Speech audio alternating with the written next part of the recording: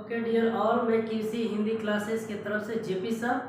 और आज मैं जो वीडियो बना रहा हूँ क्लास 5 के लिए बना रहा हूँ। और क्लास 5 में हिंदी फर्स्ट जो प्रांजल सब्जेक्ट है, जो प्रांजल बुक है, इस बुक का पहला चैप्टर हमारा संकल्प, जैसे कि मैं यहाँ पे लिखा हूँ आप लोग, क्लास 5 के लिए है ये हमारा संकल्प, यानी मेरा संकल्प क्या है, मेरा उद्देश्य क्या है ना। तो इसी के बारे में जो फर्स्ट चैप्टर है, फर्स्ट पहला अध्याय है, जो पहला पोयम है, जो पहला कविता है, इसी के बारे में हम लोग पढ़ेंगे और इसका अर्थ समझेंगे। ठीक है डियर, तो चलिए। लिखा गया है, हर शौक यही अरमान यही। क्लास 5 पहला ही चैप्टर है ये। हर शौक यही अरमान यही, हम कुछ करके दिखलाएंगे। कहने का मतलब क्या है? शौक, शौक का मतलब होता है अभिरुचि, और अरमान का मतलब होता है इच्छा। मतलब मेरा अभिरुचि यही है, मेरा इच्छा यही है कि मैं कुछ करके दिखलाऊं। ठीक है। उसके बाद मरने वाली दुनिया में हम अमरों में नाम लिखवाएंगे।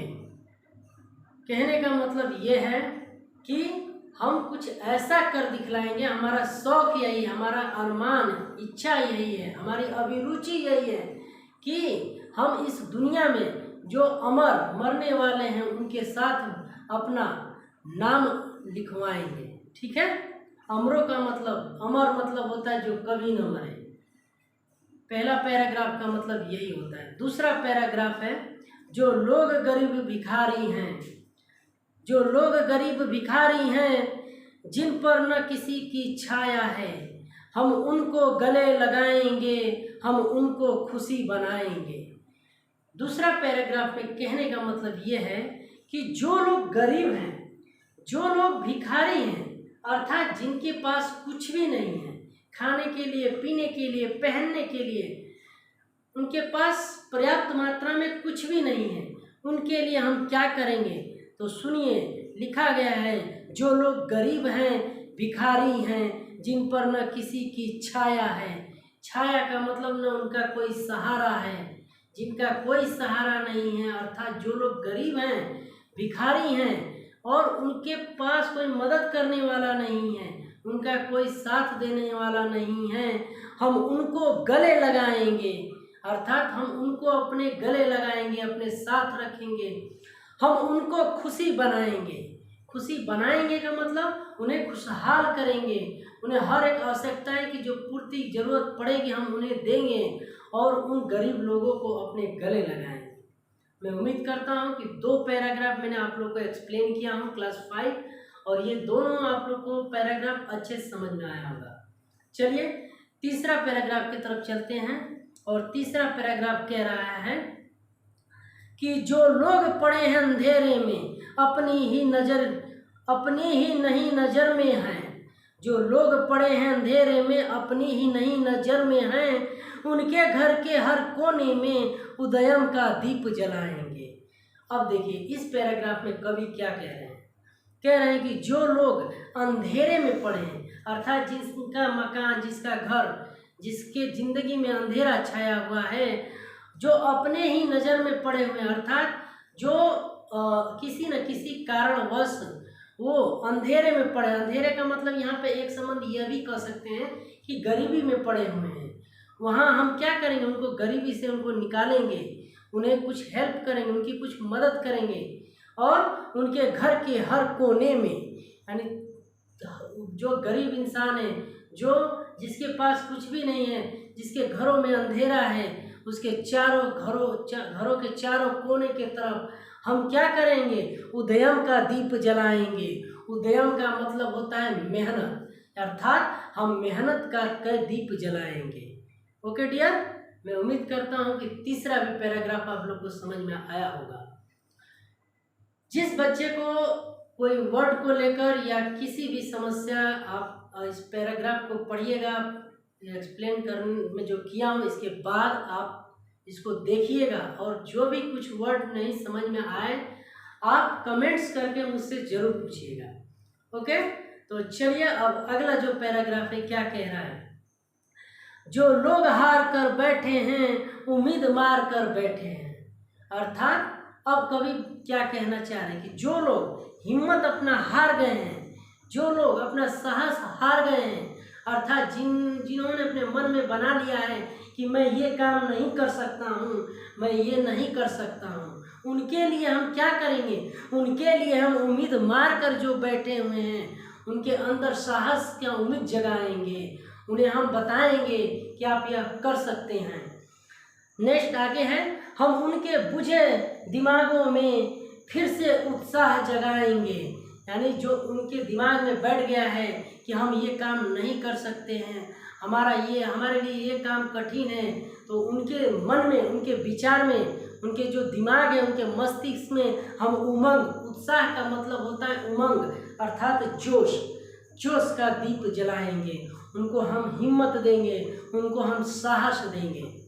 ओके डियर, चलिए नेक्स्ट, रोको मत आगे बढ़ने से, रोको मत आगे बढ़ने दो, आज़ादी के रखवाले हैं। रोको मत आगे बढ़ने दो, आज़ादी के रखवाले हैं, हम मातृभूमि की सेवा में अपना सर्वस्व लुटाएंगे। अब देखिए बहुत ही अच्छा पॉइंट है ये, कह रहा है कि मुझे रोको मत, अर्थात मुझे जो अपने लक्ष्य की प्राप्ति करना है, हम जिस लक्ष्य के लिए चल दिए हैं, हमें आप रोकिए मत, हमें आगे बढ़ने दीजिए, हमें अपने लक्ष्य के प्रति आगे बढ़ने दीजिए। और आज़ादी के रखवालों हैं, क्योंकि हम क्या हैं, आज़ादी का मतलब स्वतंत्रता, रखवाले का मतलब होता है रक्षक, यानी हम उस आज़ादी अर्थात उस स्वतंत्रता के रखवाली हैं, हम रक्षक हैं। हमें रोकिए मत, हमें आगे बढ़ने दीजिए और हमें मातृभूमि की सेवा में अपना सर्वस्व लुटाएंगे।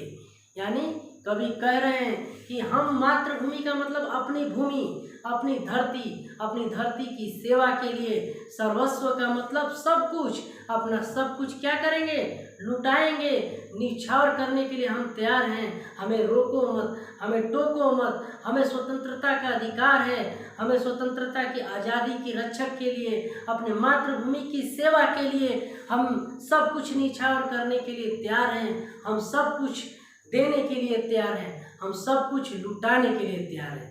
ओके डियर, चलिए और इस चैप्टर का जो हमारा संकल्प चैप्टर है और इस चैप्टर का आखिरी पैराग्राफ आप लोग बहुत ही अच्छे से इसको सुनिएगा और मैं उम्मीद करता हूँ कि आप लोग बहुत अच्छे से सुन भी रहे होंगे। मैं फिर से बता रहा हूँ कि जो भी वर्ड में या जो भी कोई भी चीज़ समस्या हो आप कमेंट्स करके पूछ सकते हैं और लास्ट में ये भी बताइएगा कि ये चैप्टर कैसा रहा और आप लोग को ये चैप्टर कैसा लगा, आप कमेंट्स करके ज़रूर बताइएगा। लास्ट है, हम उन वीरों के बच्चे हैं। सोचिए कितनी अच्छी ये पंक्ति है और कितना अच्छा ये पोयम है। ये हमारे अंदर जोश, जुनून और जज्बा सब कुछ भर देने वाला ये चीज़ है, ये जो हमें पोयम सिखा रहा है। अब देखिए लास्ट में क्या कह रहा है कि हम उन वीरों के बच्चे हैं जो धूल के पक्के सच्चे थे। हम उन वीरों के बच्चे हैं जो धूल के पक्के सच्चे थे।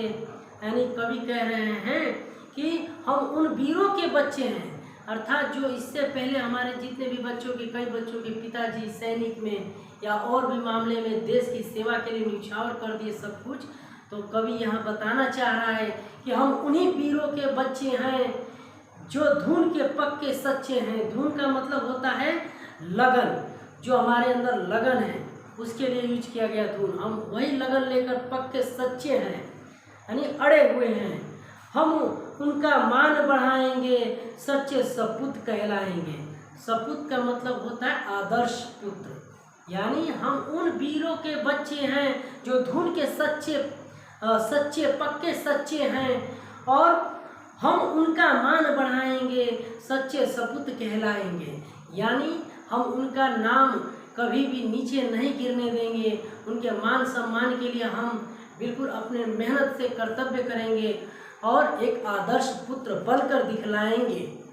डियर ओके, तो मैं उम्मीद करता हूँ क्लास 5 ये जो आप लोग का चैप्टर नंबर 1 हमारा संकल्प इस तरह यहाँ पे ये समाप्त होता है। और पहला अध्याय मैंने आप लोग को एक्सप्लेन किया है। आप अपनी समस्या को लेकर कमेंट्स कर सकते हैं। Okay, thank you, have a nice day.